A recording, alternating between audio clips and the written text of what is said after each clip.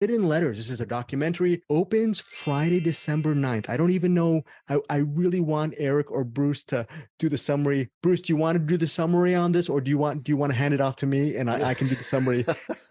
Just you want to help me out on this, or what? Or you want me to start off first on Hidden Letters? I could try, and you can hop in and actually make it make sense afterwards. So I'm going to try to make this. Okay, you know what? I'm going to do it right now. Here, I'm going to read the plot summary. And there's a reason why I am going to read the plot summary, and we're going to get to that in a second. Quote, spanning between past and present, Hidden Letters follows two millennial Chinese women who are connected by their fascination with a secret language of sisterhood. By the way, this language is called Nushu, Nushu, and their desire to protect it against a perpetually patriarchal society. So now, if you want more information on this movie, go to hiddenlettersfilm.com. Okay, so it's received its share of honors. I'm looking at this poster. It's like winner of top festival awards in various film festivals and documentary fests and whatnot. It is a celebrated film. It's probably might be up for a best documentary this year. It's directed by Violet Du Feng. And let me tell you something. It's not a flashy documentary. Again, it centers on these two women. One of them is probably in her early to mid 30s, and the other one's probably mid 20s or something. One of them is a music teacher living in, I believe, Shanghai. The other one actually lives in a village, which is actually the village in the area where I believe that Nushu language or way of writing was developed. She lives within that area, and she actually is a curator or a tour guide in that museum, which focuses on that Nushu script or language. And this Nushu essentially is a way for women from, I guess, previous centuries to communicate via a secret language. It showed solidarity amongst these women who, obviously in Chinese society around back then, they had their feet bound. They were pretty much subject to the whims of a patriarchal society. And it shows how this language, even though it may seem antiquated from a time gone by, it actually has resonance and relevance to today's society in the way this society treats women. So, or maybe modern women, there is an evolution, but maybe there is a reason why this language still has power. That is one of the many things that are discussed in Hidden Letters. Let's start off with Eric Holmes. Your thoughts on this documentary? Yeah, I like this one a lot. I think it probably went on a bit long because I think if they may have condensed it a little more, it would have been a lot more powerful. But as it is, there's still a lot of great information in this.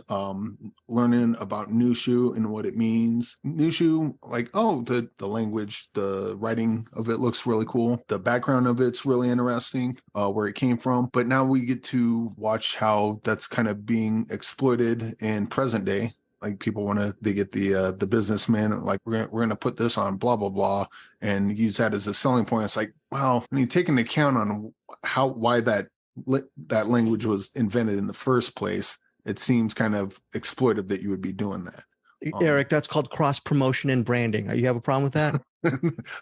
I do when it's exploitive like this. This podcast is, by the way, sponsored by KFC. Yeah, Nushu KFC. But so there's like there's like women that want to teach other women Nushu. They want to keep it alive because of the history of it. And that have no problem with that at all. And in fact, it should actually keep going. Whenever men get their hands on Nushu, I think that's when they should probably take a step back, because the whole reason this is a language is because women were oppressed. If women weren't oppressed that way at that time, Nushu would not exist. Yep. And so the fact that men are trying to, businessmen are trying to exploit it and trying to make a buck off of it seems really gross. And I think the documentary kind of leans in on that at some point. Yeah, this is like, I talked about Chaos in Hope 2020 or whatever last week. And I did not like that. This one felt a lot more all-encompassing because, even though the women were abused and, basically treated like second-class citizens, there's still a lot of that in their lives today. And one side of their mouth, they'll talk about Nushu, and the other side of their mouth, they'll be like, so have you got a husband yet? Someone that you can take care of? And it's like, it's weird that they have all this context right in front of them and then they look right past it and then just keep doing the same thing that they've been almost programmed just by millennia of years and years of subjugation. This is a really interesting documentary. Like I said, it could probably use a trim in certain parts, but that's about the worst thing I can say about this. Okay, The rest of the documentary is really great. So I want to mention the two main leads in the quote unquote leads in this documentary. There's Huxin, Huxin, okay, and she is the person working in either curator or tour guide in that museum, and she's very well versed in Nushu. And I think there's a big part of the movie deals with her talking to one of the one of the real living experts of Nushu, and she actually it's a really touching because he's maybe from 3 generations past. Like that woman could be like maybe her great grandmother or grandmother, and you see her bonding with the past. But a lot of this movie deals with Nushu's relevance in the present, and what's very interesting is the second person.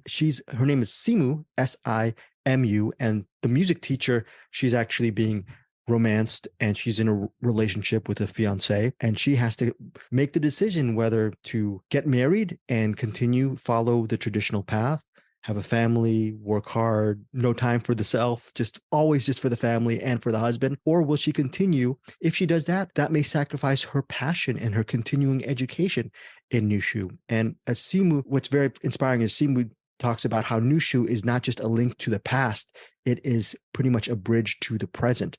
So while one is communicating with the past, there's a way for it to apply to your daily life. And I found this to be an extremely sublime and moving film, even though it's shot in a straightforward fashion. That was all about this movie. Bruce, what about you? Yeah, I think it's really good as well. I think what a great documentary, or at least a really good documentary does, that this also does, is one thing, it'll give you something, information maybe you've never heard of before, which in, our case, probably pretty likely we haven't heard of it. I know I hadn't. Maybe in China, this will play a little differently. There might be more knowledge around it. At least the idea of Nushu in general, they might be aware of. But that, and then the second thing is, do you have a really focused and interesting subject or subjects? And do you get really fantastic moments? That's the thing that this movie does as well. Yes. And there's several, I don't want to describe them in detail, but there's several really, really amazing moments they get on screen here. There's a few around marketing and branding that are quite amazing. There's a scene in a princess camp. I'm not going to say any more about it. There's a scene in a princess camp. This is quite amazing. There are several scenes with Simu, because Simu is the one that's engaged. Right. There are several scenes with her, especially when she's going and with her fiance, and multiple scenes, and also when she's going to visit her fiance's family. There are some scenes in there that I am amazed they caught the way they caught it. They must have filmed for a long time to get these unguarded moments, because there is a truth going across Simu's face that is not necessarily anything she's stating, but you're just watching it in real time, and it's just quite amazing. And then on the other side, like you said, with Huxin and the older woman, He Yanshin, I can't say it very well, but He Yanshin, there's a scene with her. There's a lot of scenes with her that are pretty great, but there's one where she gives her a Nushu thing that she's written her. And that went in a way that I did not expect, and it was amazing. Yes, this is, and once again, could it be trimmed down? Probably. I didn't feel it. I was pretty invested, once again, because it was focused, but also broad, right? It was focused. It gave us 2 people to follow, but a broad, important subject. It wasn't saccharine. It didn't play its hand. No. Mm-mm. Oh, yeah. It really captured some awkward moments, and some of those awkward moments turned out to be gold. And actually, it ended up being more powerful in the end. So, yes, Eric. I speaking of not saccharine, I clipped a quote from the movie that one of the characters said and sent it to you guys. And I think this sums up the movie entirely. I was one of the older ladies, and she says, "We should feel blessed if men don't scold or beat us." And she just says that earnestly, like, yeah, that's like that's how it should be. I'm like, oh my God.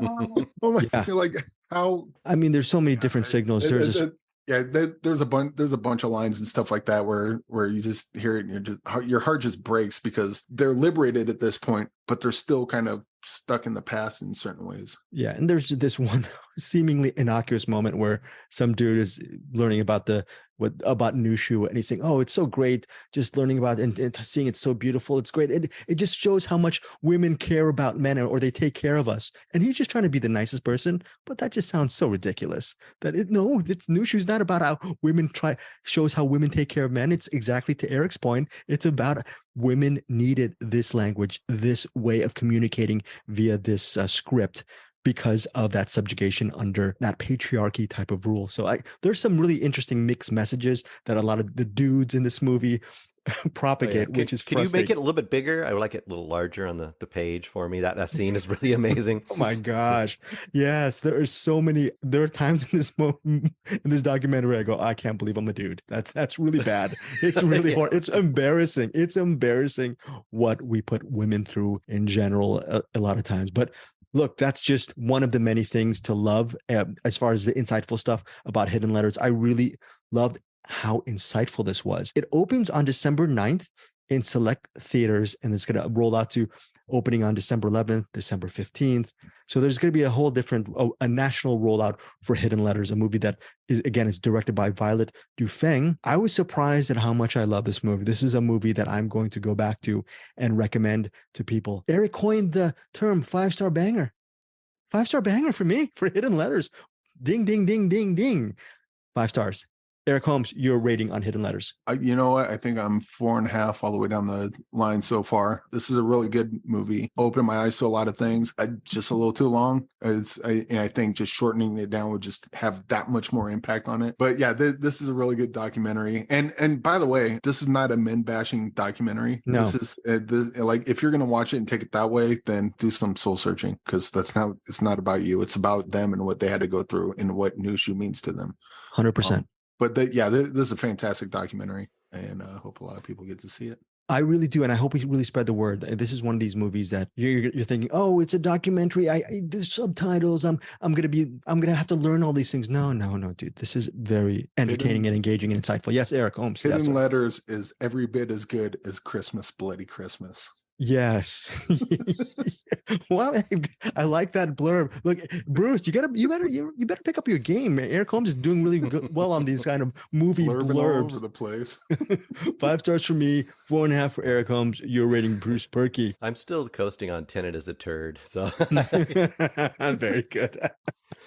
And that's a family acceptable term. That is family. That, yeah. Yes, family. Yes. Anyway, 4.5. Just with you guys. 4.5. Yes, 4.5 from Bruce, 4.5 from Eric, 5 stars for me. December 9th in select theaters.